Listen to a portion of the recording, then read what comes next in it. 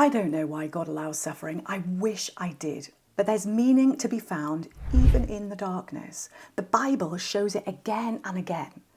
Now, 4 years in seminary taught me there are no tidy answers, but there are anchors to cling to. So let's look together at 6 ways the Bible gives meaning to suffering. And I really pray that you'll find encouragement here, especially if life is hard for you right now. And the first truth is this, that suffering deepens our humility and dependence. Paul says in 2 Corinthians, "A thorn was given me in the flesh to keep me from being conceited." Now, he never reveals exactly what the thorn was, but the word means a sharp stake or splinter, a constant vexing pain that he's desperate to get rid of. 3 times I pleaded with the Lord about this, that it should leave me. Now, God hears Paul's prayers, but they aren't answered the way Paul hoped.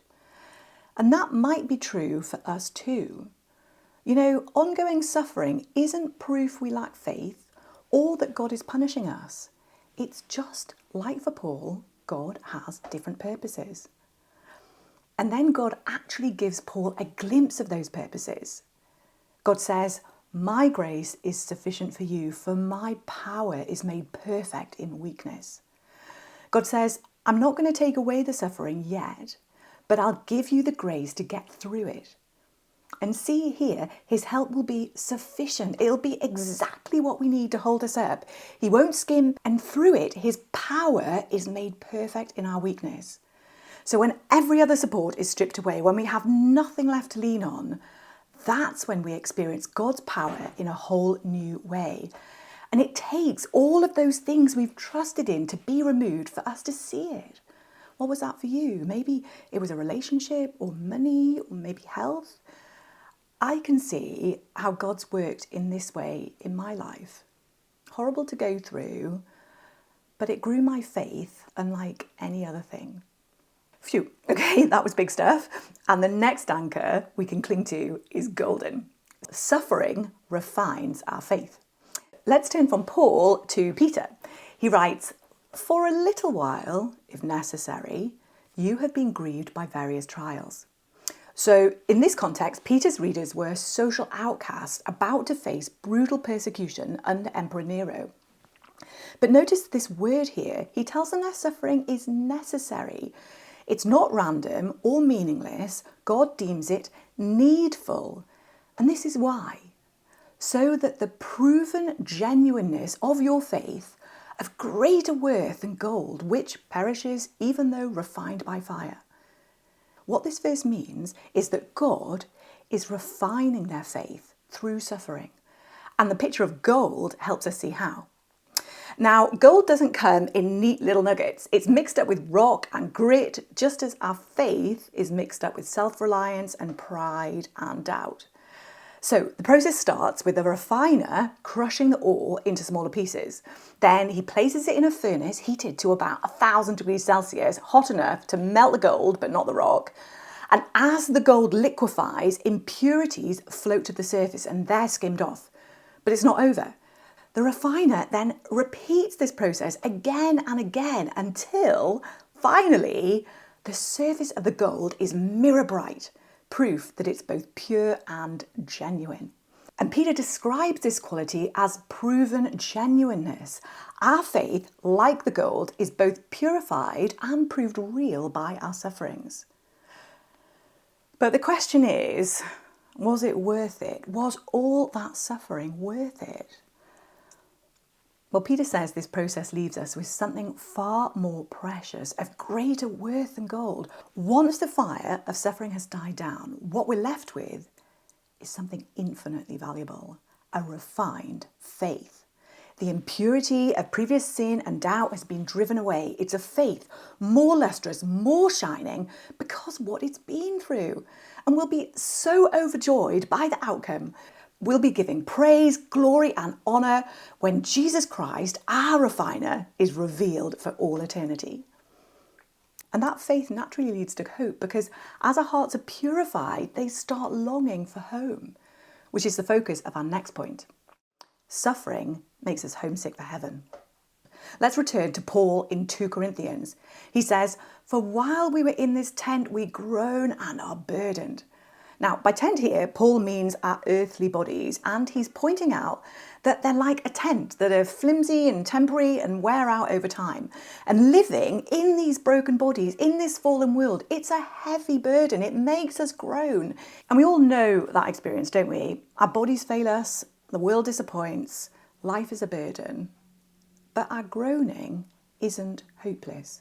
It's actually a great thing, because the suffering and weakness draw our gaze away from the present and towards the future, for we long for something more, to be clothed instead with our heavenly dwelling, so that what is mortal may be swallowed up by life. And there's the meaning. Our present sufferings make us homesick for heaven. We long to be clothed with perfect heavenly bodies, our heavenly dwelling. What a hope to have. And you know, we'd never even think these thoughts, long these longings, if our current life hadn't failed us in some way. And that's so important. I'm sure we've all had the experience when life is going so well that we lose our focus on the amazing future that lies before us if we're a friend of Jesus. But it's the depths, the hard times that wake us up, that draw our gaze and sharpen our yearning to be there in heaven with Christ, in our perfected heavenly bodies, in a newly made creation free from corruption and death.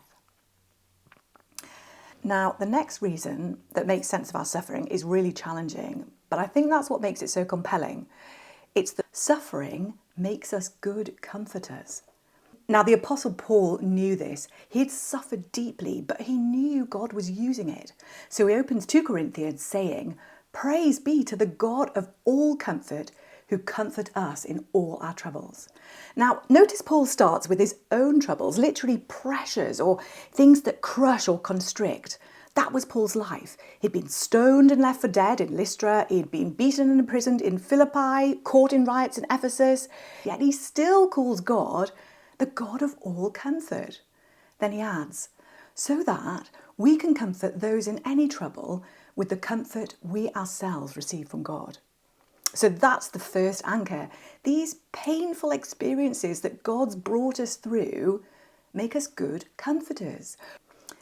But what does this comfort mean? Well, it's much more than gentle soothing. The word paraklesis means to be called alongside. It's a coming near, being the person who walks with someone in their distress and helps them to keep going. So picture those small boats that chug alongside marathon swimmers. Imagine it's 4 a.m, the swimmer is hemmed in on every side by black water. They're exhausted, they're half frozen, but they're not alone. There's someone right there, someone called alongside, a comforter in the boat.